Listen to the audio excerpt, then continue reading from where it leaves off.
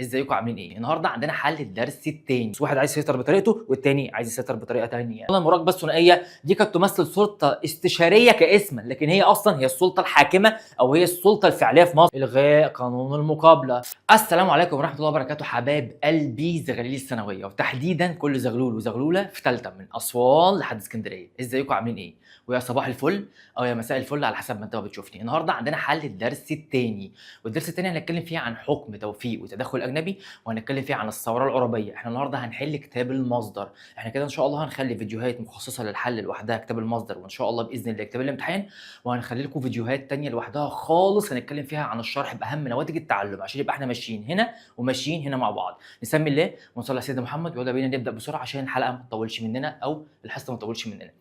الدرس الثاني بيتكلم عن حاجه اسمها توفيق ومظاهر التدخل الاجنبي في مصر. طب في حاجه صغيره انا عايز اكلمكم فيها قبل ما احنا ما نبدا، ايه هي؟ خلينا نتفق مع بعض على اتفاق ان 50% من اجابه السؤال نطق ليه. نطقي للسؤال صح هعرف اجاوب صح، نطقي للسؤال غلط هعرف او مش هعرف اجاوب السؤال صح. ازاي يعني يا مستر؟ لازم اقرا السؤال الاول واعرف هو عايز مني ايه بالظبط فيه.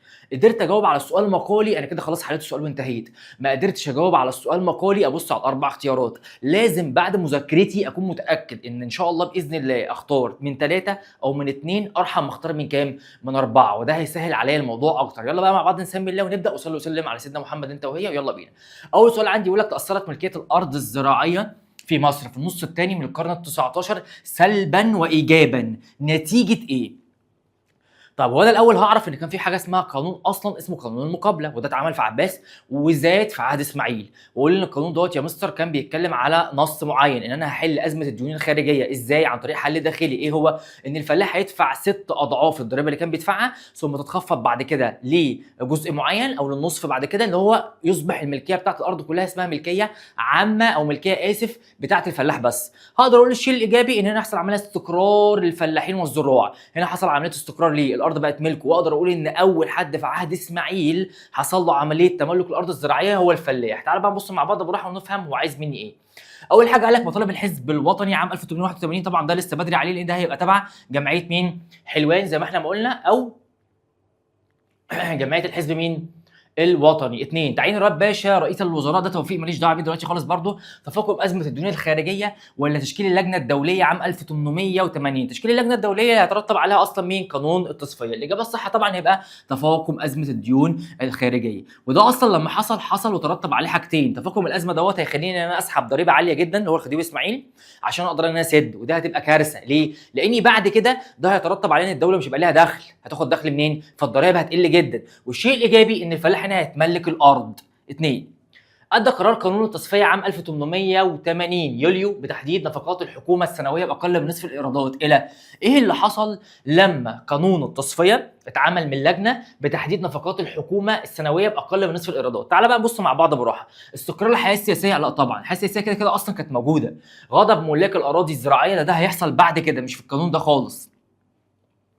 زياده نسبه البطاله ولا ضياع ممتلكات مصر الافريقيه؟ طبعا الاجابه الصح هي زياده نسبه البطاله، وده هيترتب عليه حاجه اسمها سوء مستوى المعيشه، وده هيترتب عليه حاجه كمان اسمها انهيار الاحوال الاقتصاديه. ازاي يعني يا مستر؟ انت كده خلي او يعني تخيل كده معايا لما يبقى عندي مثلا جنيه، وانا بقول لك انت هتصرف على البيت بعيالك بمراتك باكل بشرب بمدارس بكل حاجه اقل كمان من نص جنيه، يعني اقل من نص الايرادات هتبقى عباره عن مصاريف للدوله، والباقي هيخرج في شكل سداد ديون. فطبعا ده هيؤدي لانهيار الاحوال الاقتصاديه وانهيار الاحوال الاجتماعيه، يبقى يؤدي لزياده نسبه مين؟ البطاله. وكان عندي الجيش حصل ان تم تسريح اكثر من 6000 جندي، من 18000 بقوا كام؟ بقوا 12000. يدل اصدار السلطان العثماني الفرمان اغسطس 1879 على عدم رضاه عن اولا السلطان لما اصدر الفرمان دوت كان عدم رضاه على استقلاليه اسماعيل اللي هو اداها له اصلا بمزاجه. استقلاليه مين؟ اسماعيل. هنا بقى السلطان بيتكلم على الفرمان دوت هيبقى في عهد مين؟ توفيق. اللي حصل توسعات مصر في شرق افريقيا ملهاش دعوه بيها. مشروع قناه السويس كان طبعا حصل خلاص وخلصنا منه. اعتماد الخديوي على رياض باشا ملهاش علاقه، يبقى تداعيات سياسه الاستدانه. وهقول لك ليه. السلطان لما اصدر الفرمان كان عايز يعيد الهيمنه تاني او يرجع مصر للتبعيه العثمانيه تاني. قال لك لا في معاهدات ولا في حاجه اسمها استدانه. يبقى عمل ايه؟ عمل حاجه اسمها حظر على القروض الجديده. حظر على مين؟ على القروض الجديده. وده طبعا هيضايق الدائنين اللي هي انجلترا وفرنسا بالذات. ليه؟ لان هي انجلترا وفرنسا اصلا متحكمه في مصر بسبب موضوع زي دوت. فقال لك لا، يبقى تداعيات سياسات مين؟ الاستدانه، لانه كان مديها لاسماعيل مفتوحه، قال له استدين زي ما انت عايز من الخارج، وده ادى الى تفاقم ازمه داخليه اللي هي زياده مين؟ الديون الخارجيه. اما هنا هيبدا يعمل حاجه اسمها حظر او التقليل من الاستدانه. يبقى توفيق بيختلف عن اسماعيل في ايه؟ في تقليل الاستدانه. مفيش استدانه دلوقتي. قام الخديوي توفيق برد الجميل انجلترا وفرنسا على موقفهما من فرمان عام 1879. وبالمناسبه خلي بالك ان الفرمان ده كان ضد او عكس فرمان 1873 اللي هو ادى لمين؟ لاسماعيل. قام الخديوي توفيق برد الجميل لانجلترا وفرنسا على موقفهما من فرمان اغسطس عام 1879. هو ايه اللي حصل اصلا من انجلترا وفرنسا؟ انجلترا وفرنسا قالت للسلطان العثماني لا يا حبيب قلبي، مفيش حاجه اسمها سحب الامتيازات دي، انسى. لا، انت هتسيب الامتيازات زي ما هي، لان ده اصلا ليه وجه خفي ليهم. هو طبعا لو السلطان سحب الامتيازات فكده الخديوي مش هيعرف يعمل اي حاجه في مصر، وهم عاوزين الخديوي يتحكم في مصر عشان هم يتحكموا في مصر فيعرفوا ياخدوا اللي هم عايزينه، فيضمنوا بقائهم في مصر او بقاء التدخل الاجنبي. يبقى انا هنا اقول ايه؟ تعالى بقى معايا. واحد، تشكيل وزاره الرياض باشا، ماشي مفيش مشكله بالنسبه لي. رفض مطالب مايو 1881 ده لسه اصلا في الثوره العربيه مش دلوقتي خالص، وده طبعا هو اللي هيعمله، انا ماليش دعوه بيه، انا بتكلم على مين؟ رد الجميل انجلترا وفرنسا. الغاء لائحه المقابله ولا قانون المحاربه الثوره المهديه؟ طبعا ده بتاع عربي برضه، يبقى الاجابه الصح هي الغاء لائحه المقابله اللي هو قانون المقابله. حرفيا ان المراقبه الثنائيه من انجلترا وفرنسا كان ليها سيطره، كانت اخطر حاجه في حكم توفيق هي المراقبه الثنائيه، زي ما اخطر حاجه في حكم اسماعيل هي لجنه التصفيات الاوروبيه او اللجنه الاوروبيه. ليه؟ طبعا هنا هي هتعمل حاجه، اول حاجه هتبيع الارباح بتاعه مصر لمين؟ لشركه فرنسيه اللي هي الملاكين الفرنسيين ب 15%. اتنين، هتلغي قانون المقابله. قانون المقابله ده معناه ان الارض الزراعيه مش هيتشال ملكيتها من الفلاح، خلي بالك انت وهي من الحته دي، لا، هي الارض الزراعيه ملكيتها زي ما هي مع الفلاح، بس ايه اللي هيحصل؟ الضرايب الاول هو كان دفع كتير فكان بيستلف من ده وده وده عشان يعرف يدفع، دلوقتي ده هيرجعوا يضيفوا تاني الضريبه اعلى من الاول بكتير، يبقى هم هيعملوا ايه؟ هيلغوا الضرايب. فهم هنا كانوا متحكمين في الدوله، بالبلدي كده سلطتهم اقوى بالسلطه الحاكمه، سلطتهم اقوى من الحكومه اللي كانت موجوده، نفوذهم كان اقوى من نفوذ الحكومه. فعشان كده الباشا دوت عمل ايه؟ رد الجميل تاني لانجلترا وفرنسا، لانهم هم عارضوا الخديوي في الفرمان بتاع اغسطس 1879 الخاص بالامتيازات، ان السلطان سحب الامتيازات اللي كانت موجوده ما عدا امتياز واحد اللي هو التوريث. بعد ان اعلن الاوروبيين افلاس ابي الخديوي اسماعيل، يبقى كده مين اللي بيتكلم؟ توفيق. بعد ان اعلن الاوروبيين افلاس ابي الخديوي اسماعيل في وقت توليت فيه رئاسه الوزاره، فقد اعطيت كل املاكي ليهم ولم احتفظ الا ب 500 فدين. طيب تمام، جميل جدا. تشير الفقره السابقه لايه؟ قال لك اول حاجه الفقره دي بتشير ليه؟ تشكيل لجنه التصفيه ولا اصدار قانون المقابله؟ طب قانون المقابله ايه علاقته بالخديوي؟ ملوش دعوه طبعا. ولا مطالب جمعيه حلوان ايه العلاقه برضه بتاعتها؟ ولا بيع حصه مصر في القناه؟ ولا تشكيل لجنه التصفيه؟ يبقى طبعا تشكيل لجنه مين؟ التصفيه، وده ترتب عليها قانون التصفيه اللي كان في يوليو 1880، وده كان السبب في ايه؟ ان هم صدروا كل الاملاك بتاعه الاسره العلويه بصفه عامه اللي هي اسره محمد علي والاسره بتاعه الخديوي، خلاص مفيش حد بيتحكم في الاملاك دي الا هم وبس. فعشان كده الاجابه الصح يبقى تشكيل لجنه مين؟ التصفيه المترتب عليها قانون التصفيه. اللي وراه 6.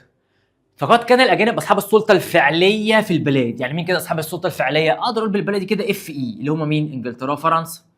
وكان الخديوي والوزراء المسؤولون آلة بأيديهم يحركونها كيف يشاءون. يبقى هنا التدخل الأجنبي هنا مين الأقوى؟ يبقى طبعا الأقوى إنجلترا ومين؟ وفرنسا. ليه هم الأقوى؟ لأن السلطة الفعلية في إيديهم. لو احنا اتكلمنا عن أخطر حاجة زي ما احنا قلنا المراقبة الثنائية، دي كانت تمثل سلطة استشارية كاسما، لكن هي أصلا هي السلطة الحاكمة أو هي السلطة الفعلية في مصر، بتنفذ أي حاجة وأي حد ما يقدرش يقول لها لا. تعالى بقى نشوف مع بعض هو عايز مني إيه. أي مظاهر التدخل الأجنبي اظهرت صحه القول السابق في عهد توفيق. بص هو عايز مين؟ توفيق. تعالى بقى معايا بالراحه. صندوق الدين كان في عهد توفيق؟ لا طبعا. اداره قناه السويس؟ برضه لا. يبقى احنا نتكلم مع مين؟ الاجابه الصح هتبقى المراقبه الثنائيه، لان انا قلت لك ان الاجابه او قلت لك اخطر حاجه في عهد توفيق هي مين؟ هي المراقبه الثنائيه. ماليش دعوه بصندوق الدين اللي هيبقى موجود برضه هنا في نفس الموضوع، وماليش دعوه بلجنه التصفيه عشان هتبقى موجوده في نفس الموضوع. اداره قناه السويس خلاص هتبقى مع المصريين اصلا. اي مما يلي تسبب في اضعاف مكانه الخديوي توفيق بين صفوف الشعب المصري. وهنا بيتكلم على اضعاف مكانته، يبقى ضعف المكانه السياسيه. تعال نشوف مع بعض. ومطلوبه في تنفيذ المطالب الفئويه للضباط سنه 1801 لا، لان هو هينفذ بعد كده غصب عنه. سياسته تجاه المجال الحيوي جنوبا هو اصلا ما كانش ليه في الموضوع ده خالص. هو طلب منهم حتى ان هم يروحوا للسودان وهم رفضوا. موقفهم من مظاهره عابدين الكبرى ولا استماعه لنصائح ممثلي الدول الاجنبيه؟ موقفهم من مظاهره عابدين الكبرى هو غصب عنه هيوافق على كل حاجه هم عايزينها بما فيه المطالب العسكريه اللي هي الفئويه مع المطالب السياسيه كمان. الاجابه الصح طبعا الاضعف موقفه هو استماعه لنصائح ممثلي الدول الاجنبيه. اللي حصل ان توفيق اصلا ما كانش يستمع لمطالبهم، لكن المستشارين اللي هو الانجليزي والفرنسي الاثنين اتكلموا معاه ونصحوه وقالوا له لازم تعمل ده عشان تعرف تسيطر على غضب العربيين. واقدر اقول في الحته دي حته مهمه جدا جدا مكتوبه حتى في كتاب المصدر، بيقول لك ان الخديوي توفيق كان يمثل كانه زي الاسوره اللي ملبوسه في ايد الاجانب اللي هم الانجليز والفرنسيين، عامل بالظبط زي الساعه ديت، يعني هم بيتحكموا فيه زي ما هم مين عايزين. فطبيعي ده بيثبت مدى ضعف السلطه الحاكمه ومدى قوة النفوذ مين؟ النفوذ الأجنبي في مصر. أبقى أنا عارف ده ليه. يبقى الإجابة الصح طبعا استماع لنصائح ممثلي الدول مين؟ الأجنبية. لكن ده كله مفيش أي حاجة من دي أصلا بتثبت الكلام دوت. السؤال اللي وراه رقم 8 في تقرير لوزيري الخارجية الإنجليزي عن الوضع في مصر النصف الثاني من القرن ال19 متى بدأ عمل القنصل؟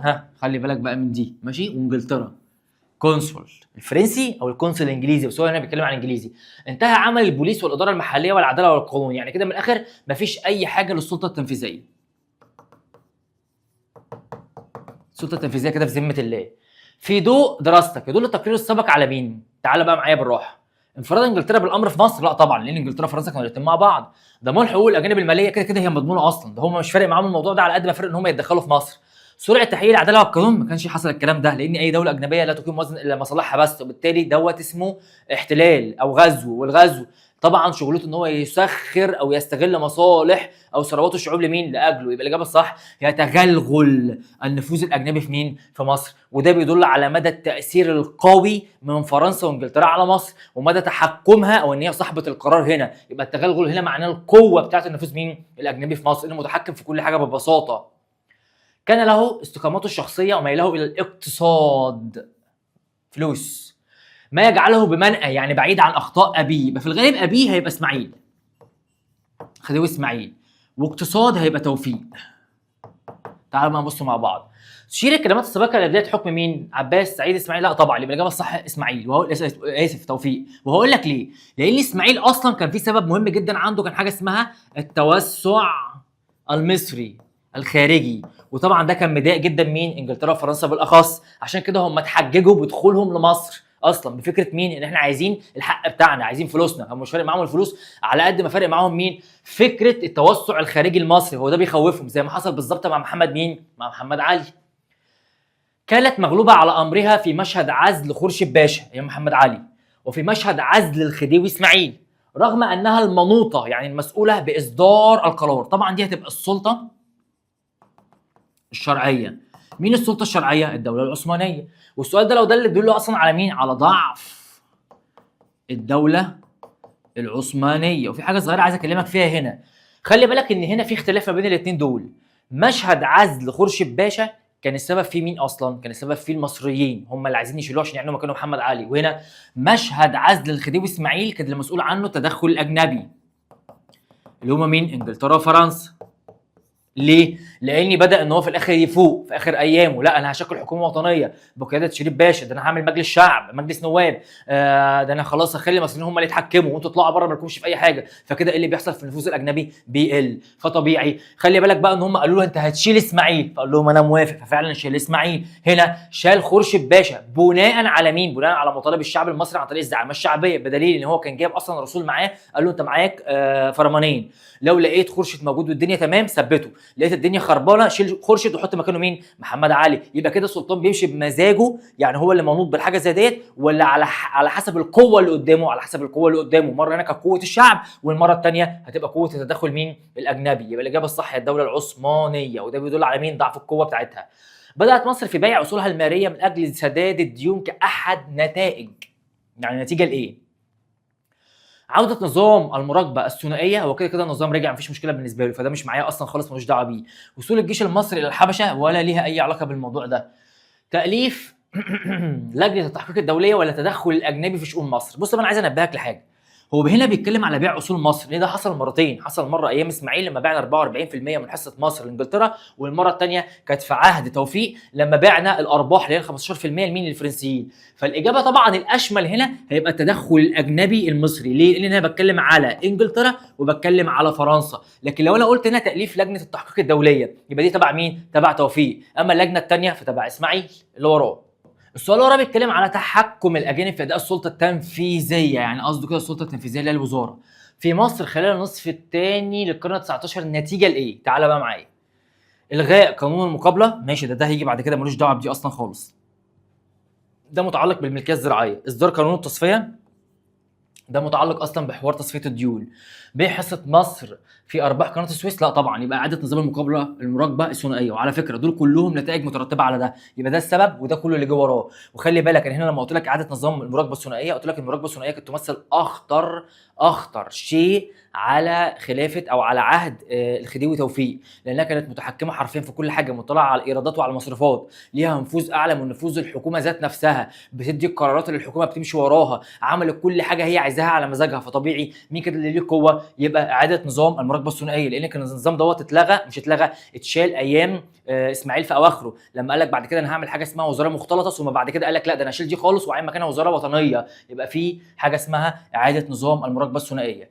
ان انجلترا لن تستطيع بعد الان ان تترك في ايدي اجنبيه احتكار مشروع يهمها اكثر من غيرها داخل مصر. تتفق العباره مع موقف انجلترا تجاه مشروع. بص السؤال ده هيبقى اصلا لسه على تدخل اجنبي اللي هو الانجليزي في مصر، وعلى مصر تحت الحكم الانجليزي، ودي هتبقى الانظمه الخيريه ومش هتكلم فيها دلوقتي، لان هيبقى في كذا سؤال معانا هنا هيبقى تبع اصلا الدرس الثالث والرابع، فانا هاجله ليهم.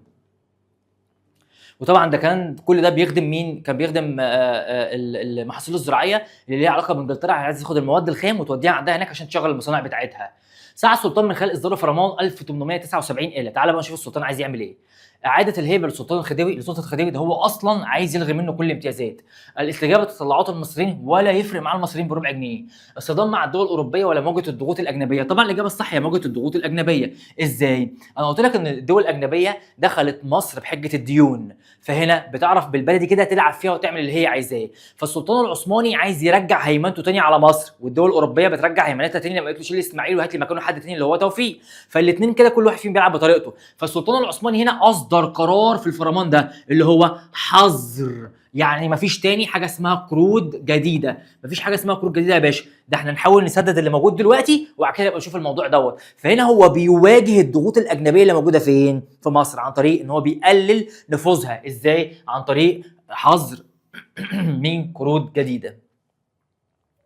صار الخديوي توفيق على خطى الاسره العلويه في اداره البلاد من خلال الحكم المطلق المستبد. الدليل، تعالى بقى نمشي مع بعض بالراحه. وقال لك مين برضه؟ توفيق. تخطيطه للاستقلال على الدوله العثمانيه ولا فكر، بالعكس ده دليل. رفض تنفيذ المطالب الفئويه للضباط هتتنفذ اصلا بعد كده، ملهاش علاقه. معارضته توجهات الوزاره الوطنيه القائمه ولا موافقته على لائحه المراقبه الثنائيه، هل ده ماشي على الخطى؟ لا طبعا، الاجابه الصح هي معارضته توجهات الوزاره الوطنيه القائمه اللي هي مين؟ وزاره شريف باشا. بدليل ان هو اصلا اول ما مسك هو اصلا ما كانش عاجبه شريف باشا ولا عجب انجلترا ولا عجب فرنسا.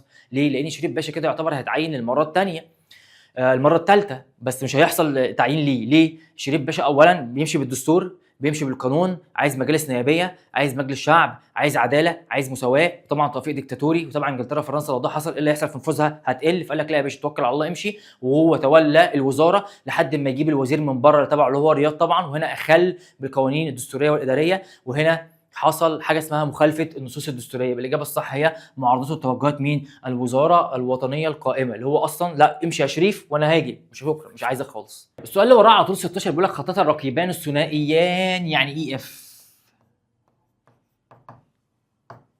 لاعلان افلاس مصر حتى يتسنى الدول الاوروبيه الانقضاض عليها. بص مصلحتهم عايزين مصر اصلا تفلس عشان يعرفوا يسيطروا عليها، وهو ما تصدت له الحركه الوطنيه. والحركه الوطنيه قدروا عليهم المثقفين، ماشي، غير الحركه بتاعت العسكريين. من خلال قال لك الاقتراحات التي تقدمت بها جمعيه حلوان ولا اصدار جريده مصر الفتاه، طبعا دي كانت بتاعت حريات عامه ملهاش دعوه، دي سياسه نتكلم براحتنا. معارضه وجود اي نوع من الرقابه على الحكومه ولا المطالبه بعمل دستور ومجالس النواب حقيقيه. وطبعا الحركه الوطنيه ما طلبتش بالكلام ده اللي طلب بالكلام ده هم العسكريين عن طريق مين؟ احمد عروبي. والاجابه الصح هي الاقتراحات التي تقدمت بها جمعيه حلوان. وهقول لك ليه. لان جمعيه حلوان قالت لك يا باشا بقول لك ايه، احنا هنعمل حاجه كده حلوه قوي اسمها توحيد الديون توحيد الديون كلها في دين واحد بفايده كام؟ 4%. وده كده شبه مين؟ شبه صندوق الدين لو احنا فاكرين يعني مع بعض. يبقى هنا هم طالبوا بده، يبقى الاقتراحات اللي تقدمت بها جمعيه مين؟ حلوان. وخلي بالك ان جمعيه حلوان كان ليها كذا مطلب. جمعيه حلوان قال لك اول حاجه رجع لي كل الاصول تاني بتاعه العائله الخديويه بتاعه اسماعيل وبتاعه محمد علي كلها تحت الاداره المصريه. 2 تخفيض سداد الديون، يعني طلع لي السكه الحديد منها خالص عشان اقدر ان انا ارفع مستوى معيشه المصريين تاني. ثم طلبت بالثلاثه زي ما احنا ما قلنا اللي هي توحيد الدين كلها. ثم قالت لك احنا هنشكل حكومه وطنيه هيبقى جواها اجانب، يعني حكومه مختلطه بمعنى اصح كده، يعني ان هي تدير تاني الدوله. فالاجابه الصح هي، لانه طبعا بيتكلم على افلاس مصر يا جدعان وده اقتصادي ماشي. يبقى الاقتراحات التي تقدمت بها جمعيه مين؟ حلوان. تمام. اللي وراه السؤال وراه، خرجت طبقه الاعيان في بدايه حكم توفيق عن الخط الذي كانت تسير عليه نتيجه، يعني كانت بتسير على ناحيه توفيق. فخرجت عن الخط ده ليه؟ قال لك ايمانها بمبادئ الحزب الوطني؟ لا طبعا. هقول لك ليه. لان اصلا طبقه الاعيان لو ما كانش اتلغى قانون المقابله اللي هو اصلا بيمثل مصلحتها بمعنى اصح وبيهدد مصالحها، ما كانتش اصلا وقفت مع حد ولا فكرت فيه. هقول لك بقى ايه اللي حصل. اصلا طبقه الاعيان ايام حكم اسماعيل كان ليها نفوذ سياسي عالي جدا. ليه؟ اسماعيل اصلا خلاهم يشتركوا في مجلس النواب وخلى ليهم صوت كمان ويدافعوا ضد النفوذ الاجنبي زي ما احنا اتفقنا مع بعض. فكان ليهم دور هناك تاني ان هم مين؟ بالبلدي كده ظهير شعبي، فبيقاوم الاحتلال بشكل غير مباشر. هنا بقى دورهم هيتغير ايام توفيق. تعال بقى نقول مع بعض ليه. ايمان بمبادئ الحزب الوطني زي ما احنا اتفقنا مع بعض لا. قال لك تاثيرها ببعثات الخديوي اسماعيل ولا ليها اي علاقه. بيع حصه مصر في قناه السويس ولا يفرق معاها الموضوع ده بربع جنيه. بيتكلم على الملكيه الزراعيه لان هم عندهم اصلا حاجه اسمها مين؟ الزراعه. يبقى الاجابه الصح تداعيات عودة المراقبة الثنائية، وده عامل حاجة اسمها إلغاء قانون المقابلة. يعني إيه؟ يعني رفع الضرايب عليهم، فالموضوع هيبقى صعب جدا عليهم. اللي وراه، أي من القرارات التي اتخذها توفيق ورياض أدت إلى حدوث تقارب ما بين المثقفين والأعيان؟ إيه اللي حصل؟ خدوا الخديوي ورئيس الوزراء الاثنين مع بعض ادى الى تقارب المثقفين والاعيان. طيب بص معايا انت وهي كده وصلى على النبي طبعا عشان نبقى احنا مركزين مع بعض. قال لك انتهاك شروط تولي الوزراء؟ لا طبعا. ده اللي حصل اصلا هو توفيق اللي انتهكها ماشي. بيع ارباح مصر في قناه السويس ولا اي حاجه من دي برضه، هي دي تبقى حاجه ثانيه. تقليل عدد الجيش المصري ده عسكري. الاجابه الصح هتبقى زياده صلاحيه المراقبه الثنائيه. وهقول لك ليه بقى. زياده صلاحيه المراقبه الثنائيه ترتب عليها كل حاجه من اللي احنا شفناها فوق دوت. ترتب عليها ان الجيش قل، ترتب عليها ان هم اتحكموا في الاقتصاد بتاع الدوله، ترتب عليها تردي مستوى المعيشه، ترتب عليها الاحوال الاقتصاديه والاجتماعيه انحصرت جدا، ترتب عليها تم تسريح اكثر من 6000 ضابط، فترتب عليها بيع حصه ارباح مصر ل 15% للماليين الفرنسيين في البورصه. كل ده بصفه عامه ادى الى ان الاثنين دول يقربوا مع بعض. ليه؟ وطبعا ما تنساش حاجه كمان اسمها قانون مين؟ قانون المقابله. قانون المقابله خلى الاعيان يتحدوا مع المثقفين ضد رياض باشا، لان طبعا وزاره رياض او رياض كان مايل للحكم الاجنبي طبعا، فما كانش بيفرق معاه المصريين خالص ولا اي حد. وفي نفس الوقت توفيق كان في نفس الموضوع معاه. يبقى الاجابه الصح هي زياده صلاحيه مين؟ المراقبه الثنائيه اللي احنا قلنا ان هم حكومه جوه الحكومه.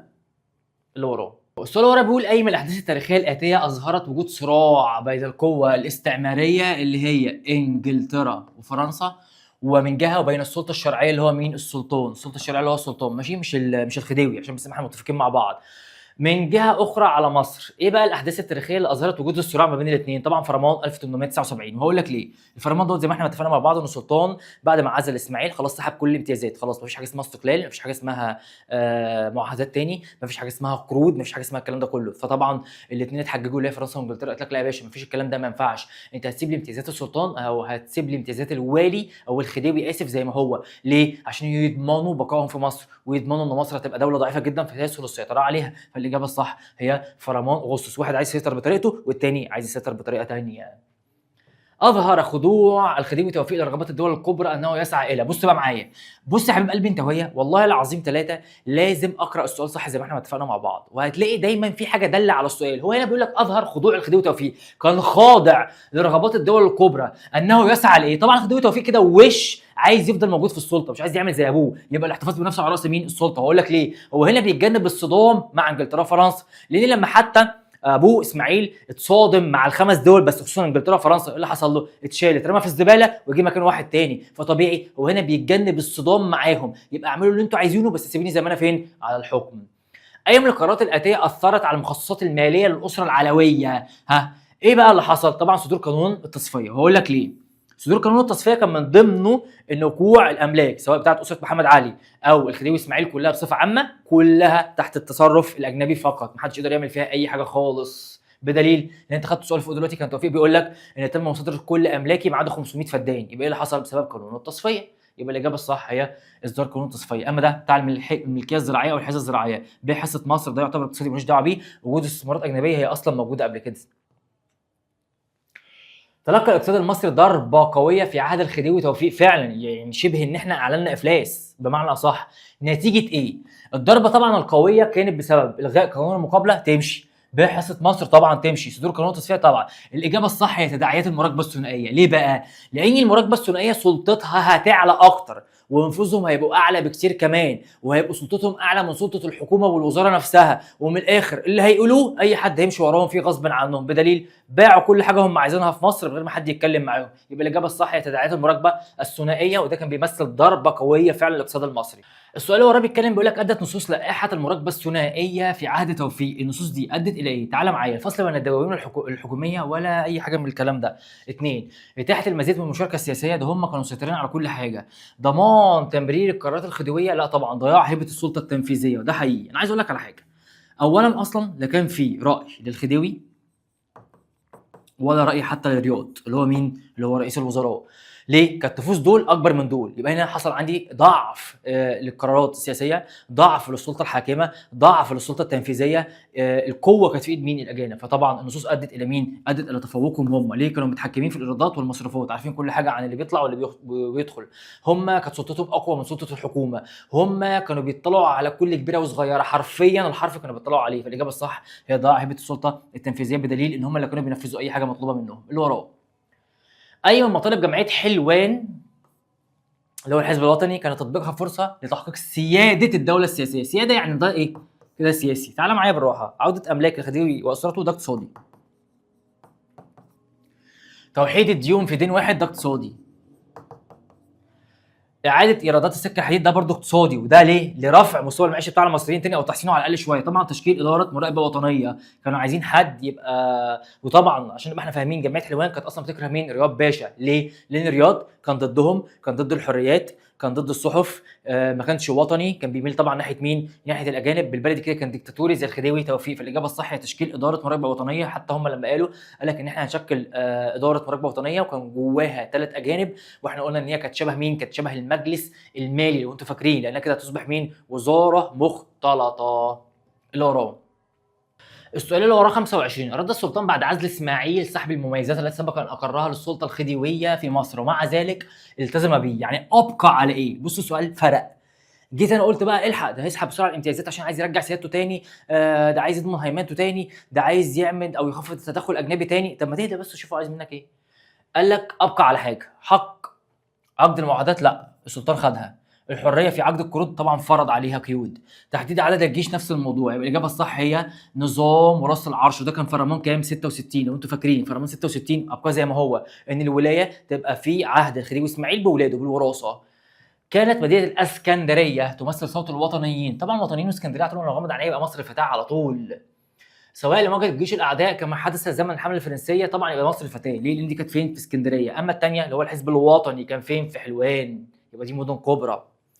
شكل الراي العام ضغطا على وزاره رياض باشا فكان رد فعله القيام به. شكل الراي العام ضغطا على رياض باشا اللي هو مين؟ رئيس الوزراء. فكان رد فعله مين؟ تعالى بقى معايا. اغلاق الصحف الوطنيه ولا اعاده النظر في حقوق الفلاحين ولا مكافاه اعضاء الحزب الوطني؟ طبعا مستحيل مستحيل. ولا تأييده للحكم المطلق المستبد؟ طبعا يبقى اغلاق الصحف الوطنيه. ليه؟ لان انا هنا بتكلم على مين؟ بتكلم على رياض وبتكلم على راي عام، يبقى دي اسمها الحريات العامه. وهو اصلا كان ضد مين؟ كان ضد الحريات العامه، كان رافض فكره الحريه في الكتابه او في الصحافه، رافض اي حد اصلا يتكلم كلمه ضد اي حاجه موجوده. يبقى الاجابه الصح هي طبعا اغلاقه للصحف الوطنيه. اللي وراه ايه؟ ملبوسه ولا ايه؟ لا رو. السؤال ورا 28 عجزت موازنه الدوله المصريه في عهد توفيق على توفير الاموال اللازمه للقيام بمشروعات التنمويه، وذلك يرجع الى ايه؟ تعالى بقى معايا، عجزت بسبب مين؟ قال لك سياسه البذخ والاسراف، لا طبعا ما كانش فيها، لان حصل اصلا فيها تخفيض في الموضوع ده. بحصه مصر في القناه ملهاش علاقه. صدور قانون التصفيه ولا الغاء قانون المقابله؟ قانون المقابله ده كان ليه علاقه بالاعيان والفلاحين، الاجابه الصح طبعا صدور قانون التصفيه. ليه؟ لان قانون التصفيه اصلا عمل حاجه في الموازنه العامه بتاعت الدوله، خلى نص الموازنه، اقل من نص الموازنه كمان، تبقى مين؟ مصروفات للشعب بمعنى اصح او للدوله، وال60 او ال70% ده يطلع لمين؟ لسداد الديون. فطبيعي انا هنا عندي ازمه الا وهي توفير مين؟ الاموال. فالاجابه الصح هي صدور قانون مين؟ التصفيه، وليس الغاء قانون المقابله. خلي بالك من الحته دي خالص. اللي وراه 29. اللي وراه 29. اي من مظاهر التدخل الاجنبي الاتيه هدفت الى تشويه صوره الخديوي اسماعيل؟ السؤال ده جامد، جامد جدا. بعثه كيف دي بتاعت مين؟ دي بتاعت انجلترا. صندوق الدين طبعا دوت كان باستشاره من فرنسا. المجلس الاعلى للماليه ولا المراقبه الثنائيه؟ هقدر اقول لك المراقبه الثنائيه، وهقول لك ليه بقى. لان المراقبه الثنائيه هي اللي مهدت لعزل اسماعيل. يعني ايه؟ يعني هي اصلا اللي كانت السبب في تشكيل اللجنه بتاعت او اللجنه الاوروبيه، واللجنه دي بعد كده اتهمت اسماعيل وقالت لك ان هو اصلا اللي بيعوق العمل بتاع المراقبه الثنائيه، وفي نفس الوقت اصلا هو سبب تعطيل النظام المالي في مصر. فهي كانت واخداها حجه. يعني البدايه اصلا بدات من مين؟ من المراقبه الثنائيه، وترتب عليها ان هم عرضوا عليه قالوا له ايه رايك نجيب لجنه عشان خاطر تفحص كل حاجه موجوده عندك في مصر؟ قال لهم انا موافق مفيش مشكله بالنسبه لي. فاللي حصل بعدها على طول ترتب عليها اللي هي اللجنه مين؟ الاوروبيه. بالاجابه الصح هي المراقبه الثنائيه، لانها شوهت صوره الخديوي اسماعيل، وهو كان عاوز يبرأ نفسه، فقال لهم ما عنديش اي مشكله خالص، هاتوها وخلوها تراقب كمان حتى الوزراء وتراقب اي حد، واي حاجه يحتاجوها واي ورقه يحتاجوها انا هطلعها لهم. طبعا دي كانت كارثه، لان كده بيمثل خلل في النظام السيادي في مصر. دي كارثه بكل المقاييس. انت عارف يعني ايه حد اجنبي يجي يتحكم فيك؟ انت عارف يعني ايه حد كده واحد ساكن معايا في شارع او من بلد تانية جنبي يجي يخش بيتي يقول لي انت ماشي نظامك ازاي؟ نظامك غلط، اللي انت بتعمله مع عيالك غلط، اللي انت بتعمله في بيتك غلط، انت هتغير ده كله؟ طبعا دي كارثه بكل المقاييس. اللي وراه السؤال اللي وراه 30 على طول. لجأ اسماعيل في اواخر ايامه لمواجهه الضغط الاجنبي لاطلاق حريه الصحافه، وهو الاتجاه الذي تبناه اي من الاطراف الاتيه. تعال بقى معايا، بيتكلم على حريه مين؟ صحافه. بيتكلم على اسماعيل. اسماعيل ازاي بيتكلم على حريه الصحافه؟ هيبقى مين؟ شباب الحزب الوطني؟ طبعا غلط على فكره، دي اسمها شباب، ها، مش ما اسمهاش مثقفين. تفرق لو مثقفين حزب وطني دي الاجابه الصح، لكن شباب واحنا طلعنا بثوره زي يناير. رؤساء الصحف الاجنبيه ولا ليها علاقه. كبار اعيان البلاد؟ لا طبعا. يبقى مثقفين فين؟ في الاسكندريه اللي هي زي مصر مين؟ مصر الفتاه. دي يا جدعان لو مكتوبه مثقفين تبقى الاجابه الصح، لكن هي مكتوب شباب الحزب الوطني. انا مالي بشباب الحزب الوطني. تتمثل خطوره قانون التصفيه لعام 1880 يوليو في ايه؟ تعالى بقى، خطورته تمثلت في، تعالى، زياده مظاهر التدخل الاجنبي. وكده كده اصلا التدخل الاجنبي كان زايد جدا، وعن طريق المراقبه الثنائيه بالاخص، مش ده يعني، قبل ده اصلا، ده صدر عنها. تنامي صدام بين الخديوي والوطنيين ولا اي علاقه بالموضوع ده. مناقشه الديون التي اقترضها سعيد ولا ليها اي علاقه. طبعا السيطره على المستقبل المالي في مصر. تعرف ليه؟ عشان هتقعد من 1880 لحد 1904. انت متخيل ان انا اكون قاعد متحكم في بلد قد دوت 80 90؟ يعني بتتكلم في 25 سنه. كارثه. انا هنا مسيطر على المستقبل المالي بتاع مصر كلها. فدي الاجابه الصح، السيطره على مين؟ على المستقبل المالي لمصر. اللي وراه 32. اعتقد اسماعيل انه حصل على الاستقلال بموجب فرمان 1873 لما السلطان اداله بالامتيازات كلها اللي كانت موجوده معاه، ولكن اثبتت الايام انه استقل مؤقتا بدليل طبعا نصوص فرمان 1879. اول حاجه طير الباشا من الحكم، دي اول حاجه عملها. كل الامتيازات اللي اداها له قال له صباح الفل مالكش امتيازات، حتى بدليل ان هو حتى مع توفيق قال لك يا باشا ده انا هلغي امتيازات كتيره جدا، مفيش حاجه اسمها تاخد قرارات ولا معاهدات ولا استقلال ولا نقود ولا اي حاجه من الكلام ده كله. كل ده يرجع تاني لمين؟ ليا. دي تبعيه عثمانيه. بالاجابه الصح نصوص فرمان 1879، يعني عزل اسماعيل. ما ضمنش اي بحاجه، ما ضمنش بقاء اي حاجه خالص. طيب السؤال اللي وراه قال لك من اقوال نابليون بونابرت اخشى 3 جرائد اكثر من خشيه 100,000 حريه. متخيل؟ اخشى من 3 جرائد اكثر من 100,000 حريه. اي من حكام مصر ادرك خطوره تاثير قول نابليون؟ طبعا وانا مغمض عينيا يبقى توفيق. حكم مطلق مستبد، وطبعا معاه الباشا مين؟ رياض على طول. اللي وراه طالبت جمعيه حلوان بالغاء تخصيص ايرادات السكه الحديد من مخصصات سداد الديون. عالج المطلب السابق الاثار السلبيه لايه؟ تعالى بقى معايا بالراحه. الغاء الحكومه لقانون المقابله، طبعا ده زراعه ماليش دعوه بيه وعيان. قرارات لجنه التحقيق الدوليه 1880 ولا الاجراءات التي اتخذها صندوق الدين ولا وضع املاك الخديوي تحت اشراف دولي؟ طبعا لا دي ولا دي. الاجابه الصح هي قرارات لجنه التحقيق الدوليه 1880 اللي هو قانون التصفيه، اللي ترتب عليه ايه؟ ترتب عليه ان هخرج اكتر من نصف الايرادات سداد لمين؟ للديون. يبقى الاجابه الصح هي قرارات لجنه التحقيق الدوليه اللي هو قانون التصفيه. اللي وراه، اي من مطالب جمعيه حلوان في حال تنفيذها حزب وطني سوف تنتعش الخزانه المصريه. هنا بيتكلم عن حاجه اقتصاديه. تعالى بقى معايا بالراحه. اعاده املاك الخديوي واسرته طبعا لا، ولا اي حاجه، لانهم هم اللي هيفرقوا بس معاهم. توحيد الديون في دين واحد ده احنا هنخرج لسه. تشكيل اداره للمراقبه الوطنيه طبعا ده قرار يعتبر سياسي. الاجابه الصح الاحتفاظ بايرادات السكه الحديد، وده بيترتب عليه تحسين مستوى المعيشه يا صاحبي. ماشي. اللي وراه الاسئله المقاليه. اثبت بالدليل التاريخي صحه العباره الاتيه توصف توجهات شريف باشا بقبطان يسبح ضد التيار. ده طبيعي. انت عارف يعني ايه قبطان او سباح يسبح ضد تيار؟ تيار هو ماشي كده وانت تمشي الناحيه الثانيه، هتتعب وهتموت. ليه؟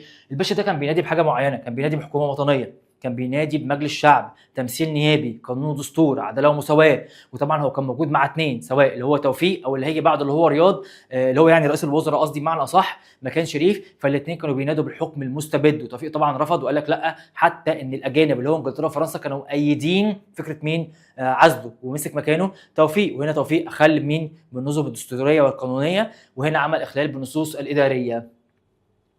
السؤال اللي وراه بيقول لك استخلص وجه الشبه بين لجنه التحقيق الاوروبيه، دي كانت ايام الخديوي واسماعيل، ولجنه التحقيق الدوليه دي ايام طبعا الخديوي وتوفيق. الاثنين طبعا دراسه احوال مصر الماليه. الاثنين كانوا مطلعين عن كل حاجه، ومطلعين على الايرادات والمصروفات، وعايزين يعرفوا كل حاجه بتحصل في البلد.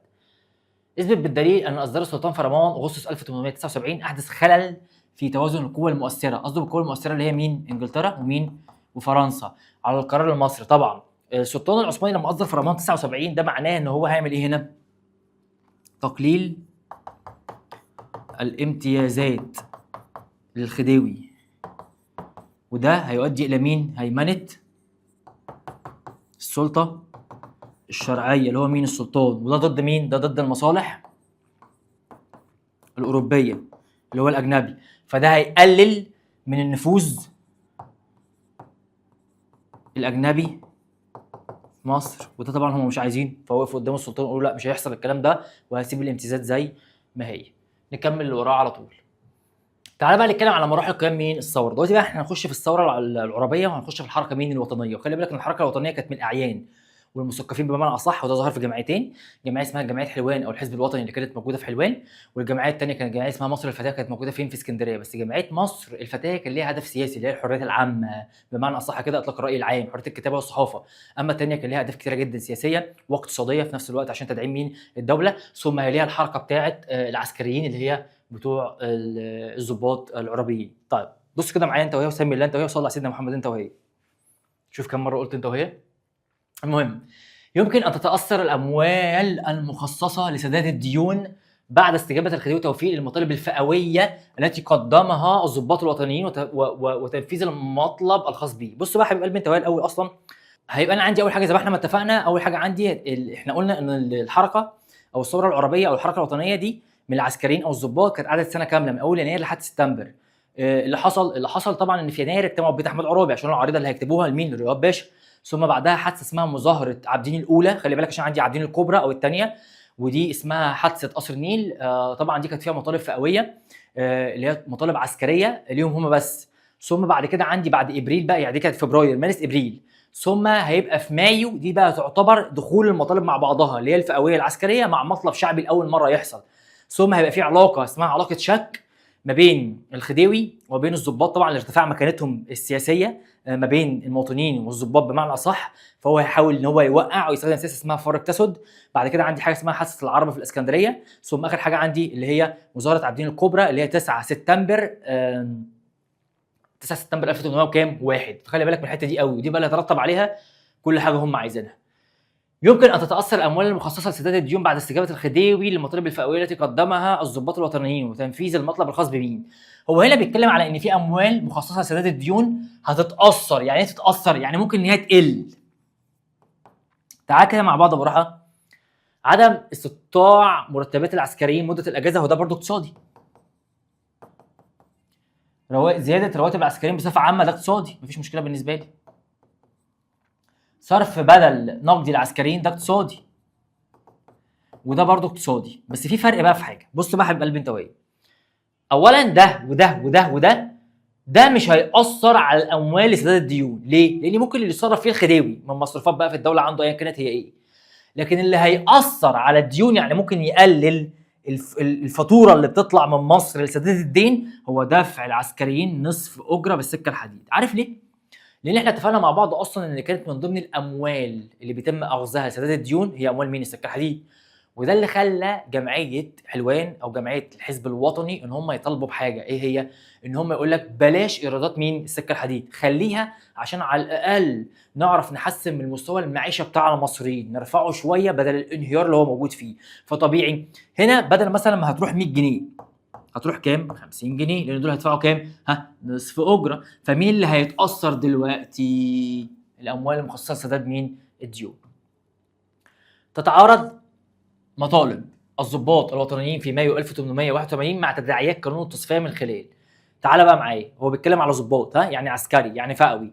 اطلاق الحريات العامه ده سياسي، اقامه مجلس النواب ده برضه سياسي تبع مين؟ الوطنيين، ماليش علاقه بيه.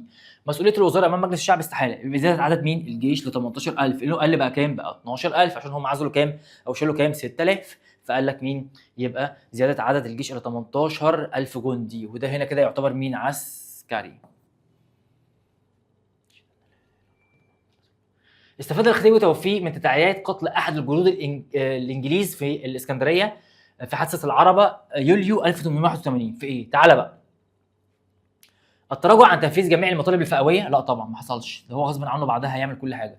اثاره الخلاف بين البارودي وعبد العال حلمي؟ لا طبعا ملوش دعوه. ولا ارضاء قناصل وممثلي الدول الاوروبيه؟ ماشي حلو، هو عمل ده جميل جدا، بس هو بيقول لك استفاد من تداعيات قتل احد الجنود، يعني استفاد من بعد ما الحادثه حصلت في حاجه جايه، نتيجه جايه، ايه هي بقى؟ يبقى الاجابه الصح هي التخلص من نتائج مظاهره الضباط فبراير 1881. هقول لك ليه بقى.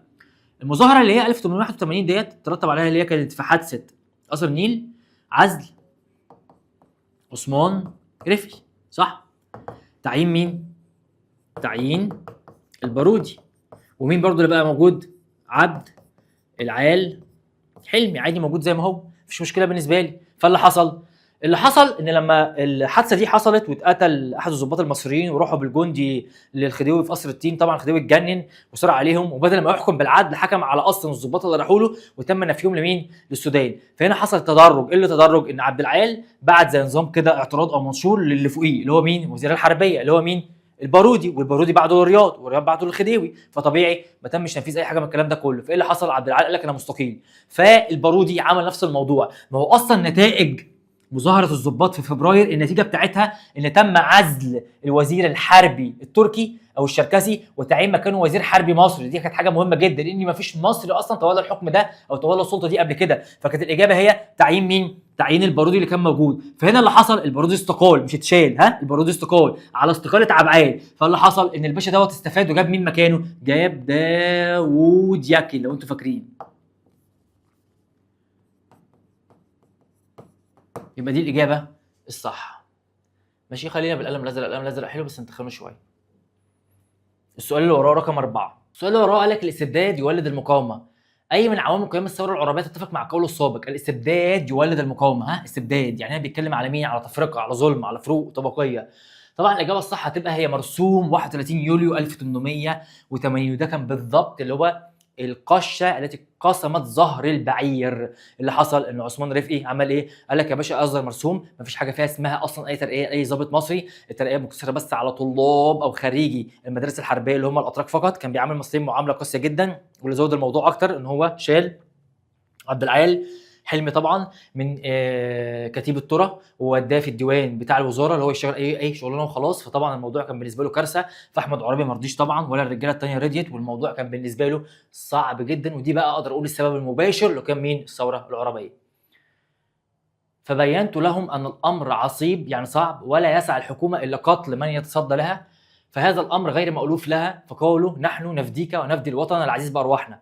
الكلمات السابقه على لسان الضباط الوطنيين والتي يصح ان تكون قيلت في اي من المناسبات الاتيه. تعال بقى معايا.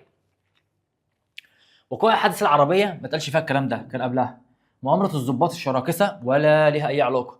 يا اما مظاهره العابدين الاولى اللي هي النيل، يا اما مظاهره عابدين الكبرى اللي هي الثانيه بتاعت سبتمبر. الاجابه الصح طبعا هي مظاهره عابدين مين؟ الاولى اللي هي كانت فين؟ في فبراير. وهقول لك ليه كانت في فبراير وايه اللي حصل فيها. اللي حصل فيها طبعا ان ده كان بيمثل، او ان لما احمد عرابي كتب عريضه هو والظباط واجتمعوا مع بعض واتكلموا فيها عن اعتراضهم على اللي بيحصل، واعتراضهم الاكثر على الحكم من وزير الحربيه.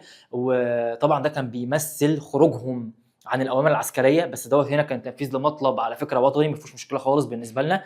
فارسلوا ده اسمه تدرج بقى اداري. ارسلوها طبعا لمين؟ لرياض باشا. فرياض باشا طبعا ارسلها لمين؟ للخديوي. ورياض اصلا ما فكرش، عملوا محاكمه وكانوا هيحاكموا الضباط، وفعلا كان خلاص هيتحاكم الضباط. هوب حصل تجمع من القوه بتاعه الجيش، تنظيم الجيش قوته واحده واحده، ضمان واحد، راحوا هجموا عليهم. طبعا الرجاله خدت بعضها وقلبت، ودول فضلوا موجودين زي ما هم. فالاجابه الصح هي هتبقى مظاهر عابدين الاولى اللي هم كانوا على قلب رجل واحد. السؤال اللي وراه رقم 6 بيقول لك كان الخديوي توفيق يرى ان مطالب الضباط الوطنيين تحت السيطره حتى تحت السيطره يعني سهله لحد امتى؟ تقديم عريضه يناير 1881 اصلا ما كانش فيها مطالب ليهم. قيام مظاهر فبراير 1800 او قيام مظاهره فبراير 1881 كان لهم مطالب فئويه طبعا. تقديم مطالب مايو 1881 ولا تقديم مطالب سبتمبر؟ طبعا الاجابه الصح هتبقى تقديم مطالب مايو 1881. هقول لك ليه. لان دي كان فيها مطالب عسكريه او فئويه اللي هي ارتفاع عدد الجيش، زي ما احنا قلنا 18000. تاني حاجه كان فيها مطلب اللي هو اقامه حصون جديده، وده كان عسكري طبعا، بجانب الاقتصاد بالنسبه لهم اللي هو الرواتب بتاعتهم تزيد بصفه عامه، ان يتم عدم استطاع الاجازات، وان يتم دفع نصف تذكره في القطارات. في بقى هنا حاجه زادت، ان كان في مطلب سياسي لاول مره، وهو ايه بقى يا باشا؟ وده مطلب يعتبر شعبي، ودي اقدر اقول فيها حصل التقاء او وحده ما بين الجانب الشعبي اللي هو المدني والجانب العسكري. اللي هو ايه بقى المطلب السياسي حبيب قلبي انت وهي؟ المطلب السياسي كان تشكيل مجلس الشعب او تشكيل مجلس النواب، ويبقى ده السلطه الشرعيه اللي تبقى فوق الوزاره وتحاسب اي حد. فده كان مطلب اول مره يحصل، فكان بالنسبه له الباقي كله كان سهل، بدليل ان الرياض اصلا بعد فبراير 1881 قال لهم ايه؟ ماشي انا هعمل لكم اللي انتوا عايزينه، هنفذ لكم المطالب الفئويه، وفعلا بدأ فيها. لكن لما حصل الموضوع دوت قال لك تحت السيطره، حتى لما دخلت المطالب واصبحت مطالب ايه؟ في مايو 1881. وهنا اصبح المطلب مش مطلب فئوي، ده مطلب شعبي، يبقى التقاء الوطنيه مع العسكريين. يستدل من مظاهر عابدين الاولى عام 1881 على، تعالى بقى، التعبير عن غضب الشعب اتجاه الحكومه. ما حصلش تعبير اصلا عن غضب الشعب اتجاه الحكومه. الالتحام بين ضباط الجيش وابناء الشعب، ولا عدم قدره الحكومه على مواجهه الضغوط، ولا استماع الحكومه لنصائح القنصل الاجانب. ده طبعا هيبقى لسه في سبتمبر مش موجود. الالتحام بين ضباط الجيش وابناء الشعب، بس كانت اللي بيقودها اصلا الشعب اكتر، قصدي الجيش اكتر. من مظاهر عابدين الاولى 1881 طبعا هي عدم قدره الحكومه على مواجهه الضغط. والسؤال ده على فكره مترتب على ده، هو كانه ده بالظبط. ليه؟ عدم قدره الحكومه على مواجهه الضغط، ان الضغط هنا هيبدا يعلى، خلاص بقى الموضوع بيروح لحته ثانيه خالص، هيروح لليفل اعلى، بدل ما هو كان مطالب فئويه بمطالب فئويه مع مطالب سياسيه الاثنين مع بعض. السؤال اللي وراه رقم 8 قال لك الظاهر ان كثير من الحكام الاتراك مالهم القدامى كانوا مستعدين للتعاون مع الغذاة على امل ان يحتفظوا بمناصبهم وامتيازاتهم. حلوه الغذاة دي، حلوه صح؟ قال لك يتفق القول السابق مع توجهات مين؟ يعني هم كانوا كلاب بمعنى اصح بتوع المصلحه. يتفق مع توجهات مين؟ طبعا رياض، وعندك طبعا مين؟ الخديوي توفيق، طبيعي جدا. قال نابليون بونابرت الجيوش تزحف على بطونها، مشير الى اهميه الاستقرار المادي للعسكريين، استقرار مادي. تتفق اقوال نابليون مع قيام عرابي بتقديم طبعا هو المطالب فئويه، ولا مطالب يناير، ولا مطالب مايو؟ هو اصلا في يناير كان المطلب ان احنا عايزين نخش في وظائف. طبعا الاجابه الصح هتبقى المطالب الفئويه 1881. ليه؟ لان كان تحسين فيها الوضع ليهم، وضعهم هم الاقتصادي بصفه عامه، ان احنا عايزين نترقى، ان احنا عايزين مرتبات زياده، ان احنا عايزين نتعامل معامله كويسه، ان احنا ندفع في سكه الحديد نصف الثمن بالظبط. فالاجابه الصح هي دي. اما مطالب يناير 1881 فكانت دي ما شبه اصلا مش مطالب، يبقى دي مطالب فئويه 1881، لان مطالب يناير على بعضها كده ما تنفعش. ده يناير كانت عريضه متقدمه في اعتراض على القرار بتاع وزير الحربيه، وقال لك بالمره احنا عايزين نشيله. فالاجابه الصح هي المطالب الفئويه 1881. اما مطالب الامه يبقى كده الاثنين اجتمعوا مع بعض، يبقى سياسي مع عسكري. ومطالب مايو 1881 طبعا نفس الموضوع، يبقى ما تنفعش. السؤال ورا رقم 10 بيقول لك راى سعيد باشا ان الحكومه مديونه لمعامل المانيا وفرنسا بنحو 3 ملايين من الجنيهات، فامر بصرف عساكر الجيش الى بلادهم وبيع ما في الخزائن من الامتعه الثمينه وغيرها من المنشات لسداد الدين. الطريقه التي اتبعها سعيد باشا في الوثيقه السابقه لسداد الديون استخدمها فيما بعد حكومه مين؟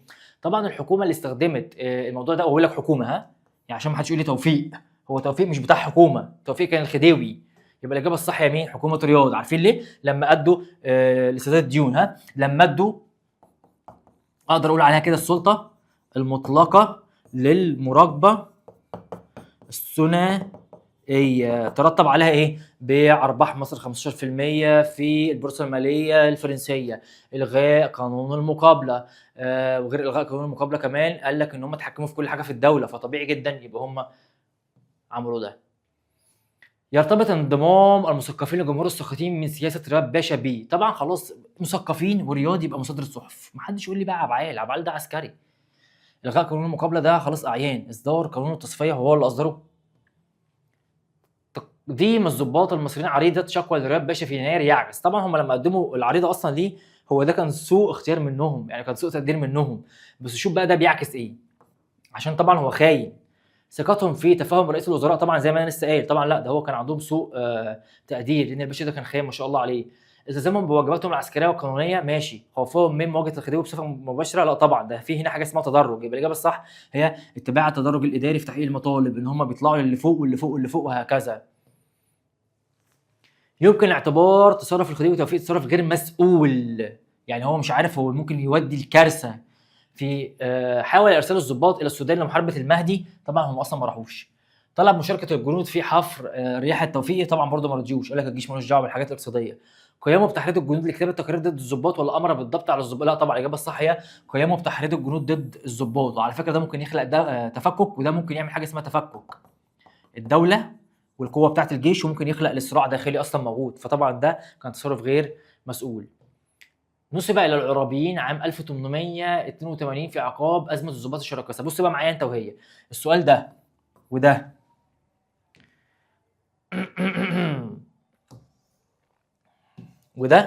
ده هيتجاوب ان شاء الله المره الجايه في المراجعه بتاعه الدرس الجاي. ليه؟ عشان دوت اصلا تبع الدرس الثاني، فده مش هيبقى معانا خالص. خلينا بقى ايه نحل السؤال ده مع بعض. بص كده معايا، السؤال بيقول لك يتمثل القسم المشترك بين مظاهره عابدين الاولى في فبراير 1881 ومظاهره عابدين الثانيه الكبرى. ايه القسم المشترك؟ استماع الخديوي والنصائح للقنصلين، طبعا ده حصل في واحده بس فيهم ما تنفعش. المطالبه بتشكيل مجلس النواب، لا طبعا. قسم مشترك. وبعدين على فكره بيقول لك فبراير، بيقول لك فبراير ما بيقولش مايو، عشان بس ما تلخبطش، في فرق شاسع ما بين الاثنين. طبعا لما جه وزير حربيه جديد، وده حقيقي حصل في دي، احنا جينا بمين؟ بالبارودي، اللي هنا كان واحد اصلا جديد تاني جه في مظاهره عابدين الكبرى، اللي هو مين؟ داوود ياكن. وطبعا اللي حصل ان كان هو جاي للسيطره على العربيين، ان هم ما يتكلموش اصلا خالص، ويحاول يأيدهم، وطبعا فشل، فاتشال ورجع مكانه تاني البارودي. يبقى انا اقدر اقول هنا ان الاثنين كان فيهم قسم مشترك واحد، ان هو كان المجيء بوزير حربيه جديد وهو البارودي اللي وراه. معظم النار من مستصغر الشرر، يعني حاجه صغيره بتطلع من حاجه كده قد كده ملهاش لازمه. اتفق القول السابق مع، وانا مغمض عينيا على طول هيبقى الفرمان. تعالى بقى معايا، اللي هو نقل عبد العال حلمي الى الديوانيه الحربيه على طول. ليه؟ لان دي كانت دي بالظبط الشراره اللي اشعلت الثوره كلها، اشعلت النار كلها بمعنى اصح. السؤال اللي وراه، بعد قراءة الوثيقة المقابلة تتوقع أنها جاءت بعد قرار صادر من وزارة، وبناء على هذا التقرير صدر مرسومان بتاريخ 20 إبريل، خلي بالك سنة 1881، يقضي الأول بزيادة رواتب الضباط والجنود على النحو التالي. طبعا الوثيقة بتقول لك إن المرتب القديم كان 7000 ونص، هنا بقى 8000، 6 ل 6 ونص، 4 5 2 ونص 3 ونص، يبقى هنا في زيادة مرتبات، يبقى دي مطالب عسكرية أو فئوية. وهنا بيقول لك إبريل، ماشي إبريل. تعالى بقى معايا على النحو التالي. طبعا ده يبقى مين؟ طبعا وانا مغمض عينيا يبقى في وزاره، بقول لك وزاره، يبقى وزاره مين؟ طبعا شريف، لا اسف، وزاره مين؟ رياض. يبقى وزاره مين؟ غياض. ليه بقى غياض؟ بص يا حبيب قلبي انت وهي، احنا اتفقنا مع بعض اصلا كان في مطالب فئويه، وكان في مطالب بعد كده اتحاد ما بين السلطه، او اتحاد ما بين العسكريين وما بين المدنيين اللي هو الشعب المصري، الاثنين مع بعض، اللي هي عن طريق تشكيل مجلس مين؟ النواب. هو هنا بيقول لك ايه؟ 20 ابريل، ما قالش مايو، تفرق. فبراير، مارس، ابريل، الثلاثه تعتبر مطالب فئويه اللي هي مطالب العسكريين. وقال لك وزاره، ما قالكش تبع سلطه مين او خديوي مين، يبقى تفرق. عشان لو حد قال لي توفيق يبقى ده عايز يتعالج نفسيا. البارودي طبعا ده وزير حربيه، انا مالي بيه. شريف هو هيجي بعد كده بس مش 20 ابريل، تفرق. يدل مجمل سياسه رياض باشا في الحكم على انها تسير بخط موازي لمين؟ طبعا للدول الاجنبيه، كان كلب ليهم، كلب. السؤال اللي وراه، حاول السلطان العثماني مواجهه ازدياد نفوذ علي بيك الكبير باستماله احد اتباعه محمد بيك ابو الدهب لو انتم فاكرين، بينما تكرر الامر عند مواجهه الخديوي توفيق لزياده نفوذ العرابيين بمحاوله استماله من احد الاطراف. طبعا الخديوي توفيق عمل استماله مع مين؟ عمل استماله مع الجنود، حرض الجنود عليهم، حطهم تحت المراقبه الجبريه، وفي نفس الوقت حرض الجنود عليهم اللي كانوا تحتهم، فهم طبعا شكوا فيه، وده كان بسبب رئيسي. هو بقى السبب ارتفاع مكانه الضباط العرابيين الثلاثه، ارتفاع المكانه السياسيه عند المدنيين وعند العسكريين الاثنين مع بعض، فده خلاه يعمل ده. يبقى مع مين؟ مع الجنود. اراد الخديوي توفيق استكشاف نوايا العرابيين داخل مقار اعمالهم بالجيش من خلال نفس السؤال اللي فوق بالظبط. تعالى بقى معايا كده، اصدار امر بمشاركه الضباط في قمع ثوره المهدي؟ لا طبعا، ده بعد. طلب من جنودهم المشاركه في حفر الرياح التوفيق؟ برضه ده مش معاها. التباطؤ في اصلاح حال العسكريين؟ لا، تحريض الجنود تحت رئاستهم لكتابه تقارير ضدهم عشان يوقعوا الدنيا في بعضها. تميزت مطالب العناصر الوطنيه المقدمه في سبتمبر، يعني دي بقى ايه سبتمبر 9 سبتمبر بقى دي مين؟ عابدين الكبرى، عن مطالب مايو 1881. تميزت في ايه؟ يعني اختلفت في ايه؟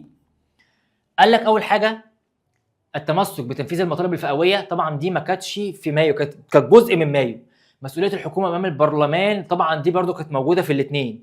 زياده عدد القوى العسكريه، دي كانت موجوده برضو في الاثنين. الاجابه الصح تغيير السلطه التنفيذيه، ده كمان زاد، اللي هو مين؟ تغيير رياض بشريف، ده طبعا زاد بعد كده، بعد ما حصروا طبعا القصر بتاع عابدين. طلبوا طبعا من الخديوي توفيق الكلام ده كله، وقالوا ده انت كمان هتعزل الباشا ده، وهو ما كانش راضي، ورضي عن طريق مين؟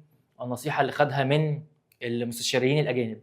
ارتبط تقليص عدد الجيش المصري الى 12000 جندي في بدايه عهد الخديوي توفيق بمين؟ كثره الحروب الخارجيه ولا كان فيه انتشار الامراض والاوبئه؟ لا طبعا ما كانش فيه لسه اي حاجه من الكلام ده، ياخدوا بنادول. تنفيذ الاوامر السلطانيه ولا تغلغل؟ طبعا تغلغل النفوذ الاجنبي. طبعا كل ما الجيش بيقل، كل ما يضمن ان الجيش ده ما يعرفش ان هو يخرج بره، ما يبقاش فيه توسع خارجي، تبقى القوه بتاعته ضعيفه. وهنا ده كان بالمناسبه سبب قانون اسمه قانون التصفيه اللي اتعمل فيه 1880. قال لك احنا هنقلل مين؟ الجيش المصري. اللي وراه السؤال بقى اللي وراه 27. توحدت الحركه المدنيه والعسكريه اثناء الثوره العربيه للمره الاولى في ظل، تعالى، توحدت للمره الاولى المدنيه والعسكريه في ظل طبعا مين؟ طبعا هيبقى رياض باشا، ماشي. اتوحدوا مع بعض ضدهم عشان بس احنا متفقين مع بعض، ماشي. محدش يجي يقول لي شريف بالله عليكم، ولا حد يقول لي توفيق ده كان بيبيع فول، ولا البارودي طبعا. اهمل المماليك حمايه الامن القومي لمصر قبل مجيء الحمله الفرنسيه، وهذا ما كان يخشاه الضباط الوطنيين ابان حكم الخديوي توفيق. دليل على ذلك ان هم اصلا كانوا عايزين يكونوا مين؟ حصون. تعال بقى نشوفها في انهي واحده. رفض مواجهه الثوره المهديه؟ لا طبعا، ده دي بعد كده. المطالبه بالمساواه مع الضباط الاتراك؟ لا دي كانت في الاول خالص. الاصرار على عزل عثمان رفقي؟ ده كان لسه في يناير. يبقى تقديم مطالبهم في 1881 كان من ضمن المطالب ديت اقامه حصون جديده، وهنا اتعلموا من الخطا اللي وقع فيه المماليك في الباب الاول، وده سهل دخول الحمله الفرنسيه لمين؟ الاسكندريه. اللي وراه اي مما يلي ياتي بعد بدايه تراجع نفوذ الضباط الشراكسه داخل الجيش؟ ايه اللي جه بعد تراجع النفوذ؟ بص بقى معايا، وزاره عابدين الاولى ولا وزاره عابدين الكبرى؟ مش معايا خلاص. تقدير مطالب اواخر مايو؟ استحاله، مش معايا. حادث راس التين؟ استحاله. يبقى الاجابه الصح هي مظاهره عابدين الاولى، ودي كانت في فبراير، وراها على طول لما الضباط راحوا طبعا حرروا الثلاثه منهم، وهرب المجلس اللي كان بيحارب مين؟ 3 ضباط. يدل رد فعل الخديوي توفيق بعد حادثه العربه على، طبعا الخديوي توفيق خضوعه التام للنفوذ الاجنبي، ده طبيعي جدا. ليه؟ لان الخديوي توفيق طبعا جنن من اللي بيحصل ده وما يقدرش يتكلم. انت عارف ليه؟ اللي متحكم في الدوله هي انجلترا وفرنسا. انت عارف يعني انا حاكم ضابط انجليزي اروح في 60 داهيه؟ فايه اللي هو عمله؟ خد اصلا حكم مغاير للحقيقه، قال لك ده انا حاكم الضباط اللي راحوا جابوا لي اللي ماده وهوديهم طبعا فين؟ هنفيهم للسودان. طبعا دي كارثه بكل المقاييس. يبقى الاجابه الصح هي خضوعه التام للنفوذ الاجنبي. اللي وراه السؤال اللي وراه رقم 31. جاء على لسان رياض باشا انه يحمل كل تقدير لابناء الامه من الجيش، وانه لا يمانع في تحسين ظروفهم الماديه والاجتماعيه. بالمناسبه ده اتقال على فكره بعد حادثه قصر النيل على طول، لانه خف طبعا منهم. من المحتمل ان تكون تلك الكلمات السابقه قد قيلت بمناسبه حدوث، تعال بقى معايا، الاجتماع مع الضباط في يناير 1801؟ لا ده طبعا بعدها لسه. تقديم المطالب الفئويه للضباط في ابريل 1881 ولا عرض مطالب الامه اواخر مايو؟ طبعا مالهاش دعوه بالامه خالص، بعيد، لسه الموضوع ده بعدها. وزاره عابدين الكبرى. يبقى الاجابه الصح هي تقديم المطالب الفئويه للضباط في ابريل 1881، وكان غصب عنه هيعمل ده. ليه؟ لان زي ما قلت لكم ان اللجنه الثانيه هربت، ولقى ان الجيش ماله منظم مجمع قوه واحده، فطبعا خف جدا منهم. اتفق الخديوي توفيق مع سابقيه من حكام مصر من اسره محمد علي على في دعمه للحكم المطلق وحرصه على الانفراد بالسلطه. رغم تغيير الظروف الداخليه وظهور قوه شعبيه تطالب بالحريه. ساعد توفيق على الاستبداد بالحكم، طبعا اللي ساعده على طول وانا مغمض عينيا الحكم الاجنبي، خلاص يبقى الدعم الغير مباشر من انجلترا وفرنسا على طول. محدش يقول لي فرمانه السلطان، ده فرمانه السلطان اصلا كانت بتأيد السلطه بتاعته. تراجع نفوذ السلطان العثماني في مصر هو ما رجعش، ان هو اصلا رفض اللي هيحصل، الاختلاف بين فئات الحركه الوطنيه استحاله. طبعا الدعم الغير مباشر من انجلترا ومين وفرنسا، زي ما انا قلت لكم ان انجلترا وفرنسا كان السبب الرئيسي بالنسبه لهم خلي مصر تبقى مديونه اكتر فيضمن بقائهم اكتر. ولما عرضوا السلطان العثماني في القرارات اللي كان واخدها بتقليل النفوذ الخديوي، قال لك لا اديله كل حاجه زي ما هي عشان يضمنوا بقائهم اكتر. اي من المطالب الاتيه دلت على ان الثوره العربيه اتخذت الطابع المدني. تفرق. عزل عثمان رفقي ولا زياده عدد الجيش ده عسكري. انشاء حصون جديده ده عسكري. عزل عثمان رفقي ده عسكري. عارف ايه؟ عشان ده وزير حربيه. يبقى الاجابه الصح هي تقويم مجلس النواب، وده اتشكل في اواخر مايو 1881. التقت المصالح المدنيه مع المصالح العسكريه لاول مره واصبحت هنا مش مصالح فئويه. اخر سؤال معانا، اي المبررات الاتيه التي تم استغلالها لاقصاء الضباط المصريين قبيل الثوره العربيه، يعني قبل ما تحصل اصلا الثوره خالص؟ ايه اللي حصل؟ ارتفاع شعبيه احمد عرابي، واحمد عرابي اصلا ما كانش جه لسه. سيطره الضباط الشراكسه على الخديوي، لا طبعا هو كان منهم بالعكس. طبعا توفير موارد ماليه للميزانيه المصريه، طبعا ده حصل. عارفين ليه؟ لما قللنا عدد الجيش من 18000 لكام؟ ل 12000. يعني احنا مشينا كام؟ 6000 عشان خاطر الاعباء اللي كانت موجوده، وعشان نضمن عن طريق قانون التصفيه ان احنا نعمل ايه؟ ان احنا نقدر ندفع الديون او تفاقم ازمه الديون. كده احنا الحمد لله بفضل الله خلصنا حل كتاب المصدر 26 الدرس الثاني اللي هو التوفيق والتدخل الاجنبي، واتكلمنا على الثوره العربيه وكم الثوره العربيه. ان شاء الله باذن الله انتظرونا بامر الله المره الجايه على طول بسرعه بسرعه بسرعه. هنحل الدرس اللي وراه اللي هو التدخل الاجنبي الانجليزي بمعنى اصح في مصر، وهنتكلم على احوال مصر بعد الحكم الانجليزي. طبعا لا تنسانا بلايك وسبسكرايب، ودعمكم هيفرق جدا معانا. انتظرونا في كل ما هو جديد، وان شاء الله بنوعدكم بمراجعه هتبقى قنبله بامر الله. وما تنسوناش طبعا ان احنا هنعمل لكم حاجه اسمها نواتج تعلم عظمه عظمه عظمه على كل درس موجود عندكم، وعلى كل وحده موجوده، وعلى كل فصل. اخيرا وليس اخيرا، لو النهارده ربنا كرمنا وحصل توفيق فاكيد ده من ربنا، ولو حصل سهو مني فاكيد ده هيبقى خطا مني او من الشيطان. بشكركم، وما تنسوش تصلوا على سيدنا محمد، ولا تنسونا باللايك وسبسكرايب. بس سلام.